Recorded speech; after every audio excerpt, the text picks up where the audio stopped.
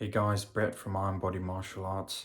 I got a question from Kevin Rockhill, who's a Patreon subscriber and also came from the Iron Body Martial Arts Iron Hand course. He said, I've seen your course, I'm now on Patreon, I do some training on the Iron Palm bags. What's the difference, or what are the benefits between training on the bags to training palm of red sand actually on the sand itself, so striking into sand as opposed to hitting the bags? So first off, Kevin, thank you for buying the course. I hope it's done well for you, and thanks for supporting the channel here on Patreon. In response to your question, much like training your muscles, it's always best if you keep the body guessing and you train the same muscle in different ways. So when we're training iron palm training, we're trying to train the same thing in different ways. Now, some people call this the elements theory or the 5 elements theory, where you will strike and you will train for best results on different mediums. So in other words, you'll strike sand, you'll strike wood sometimes you'll strike like straw, sometimes you strike water, sometimes you strike steel, sometimes you strike rock in various different forms, be it pebbles, cold water, hot water, sand, whatever it is you do. There's an elements theory to how you're conditioning and what you're conditioning on.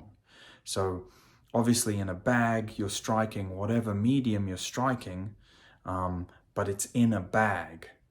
And that is different to having the raw medium on your skin. And obviously with you actually striking into sand, you're going to get more conditioning on the skin and this, that, and the next thing. But there is also a difference. And also with the sand, if you remember the red palm, with the bags, if you've got a sand bag, you can't quite get the same level of grip training into the sand as you do on a bag. Like you remember with the sand training, we're digging our hands deep into the sand, we're crushing and we're opening, we're twisting, and you just can't replicate that kind of twisting, moving, crushing, gripping, opening motion with a sandbag. Yes, you can grip a sandbag, but that's pretty much all you can do. So there's only subtle differences, but there are benefits to the skin, to the muscles, to the bone from training the bare medium on its own. So mainly I'd say for red sand palm is obviously the fingertip striking you can't really replicate into a sandbag. But ultimately, the real benefit is in the moving of the hand and the gripping and the opening and the twisting inside the sand.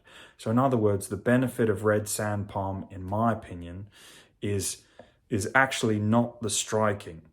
It's all the other stuff that you do if you remember the course and you remember what it shows. So hopefully that's sort of answered your question on that. And the real idea is, obviously it's fine to just strike iron palm bags and they're real convenient and everything like that, but mix it up from time to time. Have an array of different things that you strike, an array of different exercises that you do, and then just like in the gym, you'll keep your body guessing, you'll stop it from plateauing, and you'll get benefits of all the different things. All right, man? Well, thanks a lot. Please keep me updated on your training, and have a good one.